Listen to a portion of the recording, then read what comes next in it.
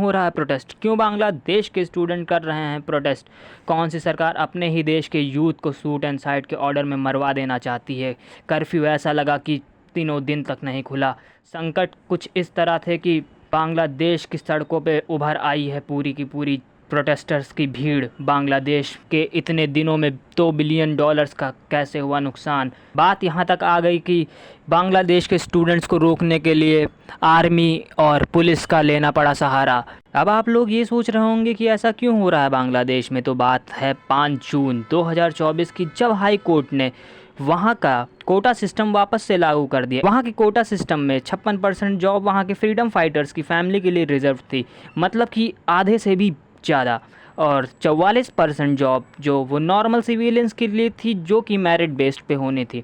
Student की demand बस इतनी सी थी कि ये कोटा सिस्टम ख़त्म कर दिया जाए। स्टूडेंट हिंसा के खिलाफ थे और शांतिपूर्ण तरीके से अपना प्रोटेस्ट कर रहे थे। इस टाइम तक बांग्लादेश में अवामी लीग पार्टी की सरकार थी और इसी पार्टी का एक स्टूडेंट्स का दल, जिसको छात्र लीग भी कहा जाता है, छात्र लीग के लोगों ने पुलिस के और आर्मी के साथ मिलकर के प्रोटेस्ट कर रहे स्टूडेंट्स के ऊपर पथराव किए, गोलीबारी चली तथा यही नहीं, हिंसापूर्ण तरीके से उनको रोकने की भरपूर कोशिश की गई। यूएन की कुछ गाड़ियां पुलिस और आर्मी के द्वारा इस्तेमाल करती हुई देखी जा रही थी। तो इस कारण से स्टूडेंट्स को ये लगा, क्या यूनाइटेड नेशन भी अब उनके अगेंस्ट हो चुका है?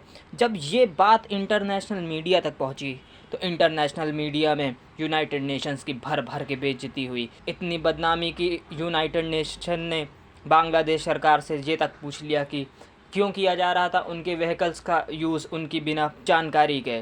इसके जवाब में बांग्लादेश गवर्नमेंट ने यूनाइटेड नेशंस को ये बताया कि वो गाड़ियाँ उनको रेंटेड हुई थी, तो इसलिए यूज़ करने के पीछे यूनाइटेड नेशंस का कोई भी हाथ नहीं है। यूनाइटेड नेशंस को इस बारे में बिल्कुल भी जानकारी नहीं थी। बांग्लादेश गवर्नमेंट से ही गलती हुई कि उन्होंने उस गाड़ियों पर से यूनाइटेड नेशंस का लोगो नहीं हटाया। जो प्रोटेस्ट आज दिख रहा है उसकी शुरुआत तो बरसों पहले ही हो चुकी थी। सन 1971 में जब बांग्लादेश पाकिस्तान का हिस्सा हुआ करता था, उस वक्त आज के बांग्लादेश को ईस्ट पाकिस्तान बोला जाता था और करंट पाकिस्तान को वेस्ट पाकिस्तान बोला जाता था। दोनों पाकिस्तान को इंडिया ने बॉर्डर लाइन से डिवाइड कर रखा था। क्योंकि जोग्राफिकल डिस्टेंस बहुत ज़्यादा था, इसलिए दोनों में काफ़ी अच्छा खासा डिफरेंस था। रिलीजन को छोड़ के बाकी इन दोनों जगह पे बहुत ही ज़्यादा डिफरेंस पाया जाता था। लैंग्वेज का एक सबसे बड़ा डिफरेंस था, जहाँ की वेस्ट पाकिस्तान में सबसे ज़्यादा उर्दू बोली जाती थी, तो यहाँ पे ईस्ट पाकिस्तान के अंदर 90% से ज़्यादा लोग बंगाली भाषा का इस्तेमाल करते थे और 10% लोग ही ऐसे थे जो उर्दू भाषा का इस्तेमाल करते थे। पर वेस्ट पाकिस्तान की तरफ से हमेशा उनको उर्दू भाषा का इस्तेमाल करने के लिए फोर्स किया जाता था। ईस्ट पाकिस्तान में शेख मुजीबुर रहमान का इन्फ्लुएंस अच्छा खासा था, जबकि वेस्ट पाकिस्तान में बहुत सी अलग अलग पॉलिटिकल पार्टीज़ थी। साल 1970 के इलेक्शन में पाकिस्तान में 300 सीटें थी, जिसमें से ईस्ट पाकिस्तान के पास 162 सीटें और वेस्ट पाकिस्तान के पास 138 सीटें थी।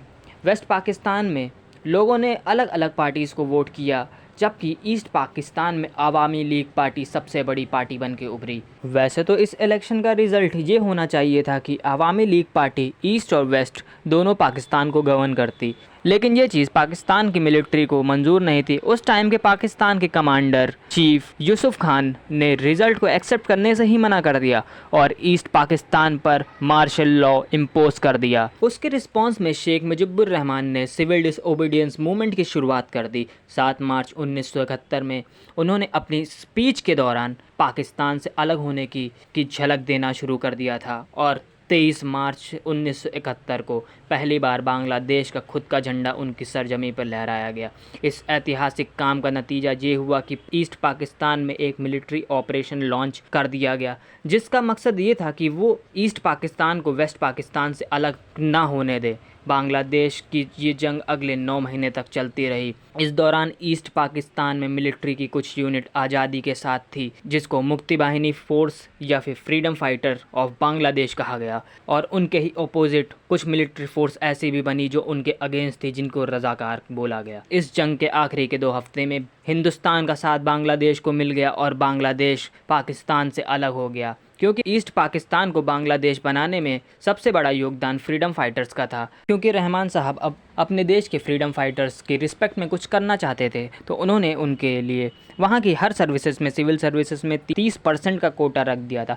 अब 1997 में वॉर के 26 साल के बाद फ्रीडम फाइटर्स के रिक्रूटमेंट सिविल सर्विसेज में कम होती हुई दिखाई देने लगी, तो बांग्लादेश सरकार ने इस कोटा को फ्रीडम फाइटर्स के बच्चों के लिए भी लागू कर दिया। सरकार यही नहीं रुकी, 2010 में उन्होंने इस कोटा को उनके ग्रैंड चाइल्ड के लिए भी एलिजिबल कर दिया। इतना सब करने के बाद भी फ्रीडम फाइटर्स का कोटे में सिर्फ 10% ही लोग अप्लाई करते थे और बाकी का 90% वहाँ का कोटा वेस्ट हुआ जा रहा था। और दूसरी साइड मेरिट बेस्ड जो जॉब अपॉर्चुनिटीज़ थी, सब रिजर्वेशन वगैरह सब हटा के वो 44% की ही थी, जिसके कारण वहाँ के बहुत सारे मेहनत करने वाले बच्चों का नाम इतनी मेहनत करने के बाद भी उस मेरिट लिस्ट में नहीं आ पाता था, जो कि अब बांग्लादेश की आबादी तेज़ी से बढ़ रही थी, इसके कारण वो अब सब कम पढ़ने लगी थी। एक तरफ तो बच्चे इतनी मेहनत करते लेकिन उसके बाद भी बहुत सारे लोगों का नाम मेरिट लिस्ट में नहीं आ पाता, और दूसरी तरफ फ्रीडम फाइटर्स के बच्चे बिना किसी मेहनत के ही सरकारी नौकरी बहुत आराम से पाने लगे थे। इस चीज़ से बांग्लादेश का यूथ बहुत ज़्यादा गुस्सा होने लगा। 8 मार्च 2018 को एक पिटीशन फाइल की जाती है कोटा सिस्टम के खिलाफ। इस पिटीशन को हाई कोर्ट ने रिजेक्ट कर दिया और पीएम शेख हसीना ने ये बोला कि वो पर्सनली ये कोटा फ्रीडम फाइटर्स के बच्चों के लिए देना चाहती हैं, क्योंकि उनके ही ग्रैंड पेरेंट्स के कारण हमारा ये देश आज़ाद हुआ था। पिटीशन के रिजेक्ट होने के बाद जैसे कि स्टूडेंट्स में गुस्से की एक लहर दौड़ पड़ी, उन्होंने प्रोटेस्ट करने की बात शुरू कर दी। प्रोटेस्ट कर रहे स्टूडेंट्स का ये मानना था कि फ्रीडम फाइटर्स का जो कोटा बच जाता है वो का यूज़ नॉर्मल मेरिट लिस्ट वाले बच्चों के सिलेक्शन के लिए किया जाना चाहिए, या फिर उनकी दूसरी मांग ये थी कि फ्रीडम फाइटर्स का कोटा कम कर देना चाहिए, जिससे नॉर्मल मेरिट लिस्ट वाले बच्चों के सिलेक्शन का चांस बढ़ जाए। ये सब देखते हुए शेख हसीना ने 2018 में पूरा कोटा सिस्टम ही बंद कर दिया। इस फैसले के बाद जैसे कि यूथ में तो एक खुशी की लहर ही दौड़ पड़ी, पर ये खुशी आगे आने वाले कुछ सालों के लिए ही थी। 5 जून 2024 बांग्लादेश हाई कोर्ट ने पीएम शेख हसीना का ऑर्डर कैंसिल करके कोटा सिस्टम को फिर से बहाल कर दिया। इस एक फैसले ने शुरू कर दिया बांग्लादेश सरकार का तख्ता पलट।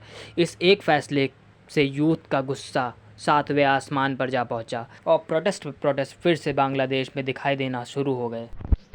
इस प्रोटेस्ट को रोकने के लिए बांग्लादेश में शेख हसीना ने काफ़ी कुछ करवाया, जैसे कि पुलिस और आर्मी की हेल्प से बहुत सारे लोगों को शूट एंड साइड के ऑर्डर्स में मरवा दिया।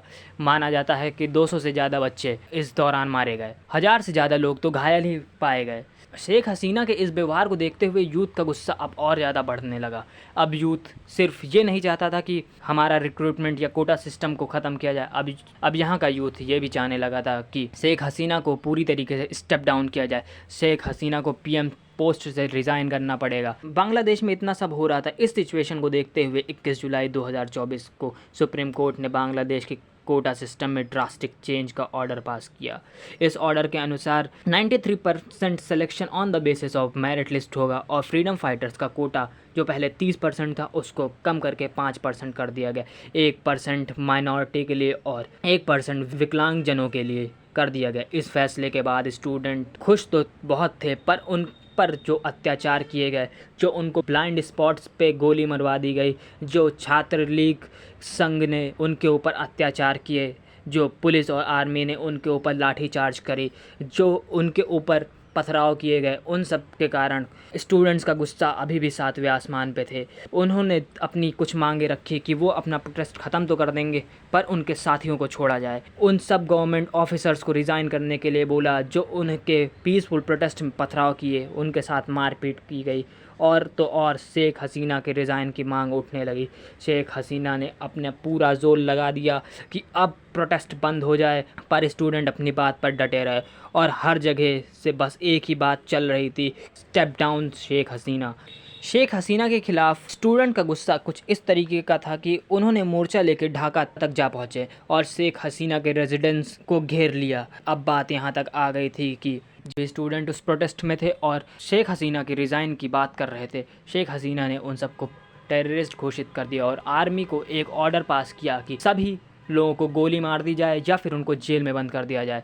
पर यहाँ पे देश की आर्मी ने यह साबित कर दिया कि देश की आर्मी देश के बच्चों के लिए है, देश के लिए होती है, ना कि किसी डिक्टेटर के लिए।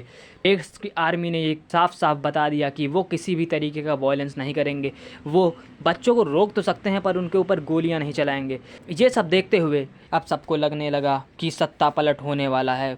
मंडे 11 बजे कंप्लीट इंटरनेट शटडाउन की बात होने लगी। लग रहा था फिर से ब्लड वॉर हो सकता है, पर वहाँ की आर्मी ने ये दिखा दिया कि वो हमेशा देश के लिए होती है।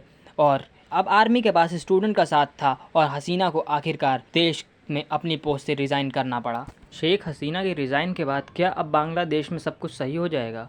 क्या शेख हसीना के रिज़ाइन का इम्पैक्ट भारत पे भी पड़ेगा? क्या होगा अब बांग्लादेश का? जिस देश में कोई प्रधानमंत्री ही नहीं है, उस देश का अब क्या हो सकता है? देश अब आर्मी कंट्रोल में है और इस कंट्रोल से क्या देश में समृद्धि होगी या देश पूरी तरीके से बर्बाद हो जाएगा? शेख हसीना के कारण भारत और बांग्लादेश के संबंध बहुत अच्छे थे। क्या होगा अब इन संबंधों का? क्या भारत और बांग्लादेश में पहले जैसे संबंध रह पाएंगे? ये सब जानने के लिए आप हमारी अगली वीडियो का इंतज़ार करें। तब तक के लिए धन्यवाद।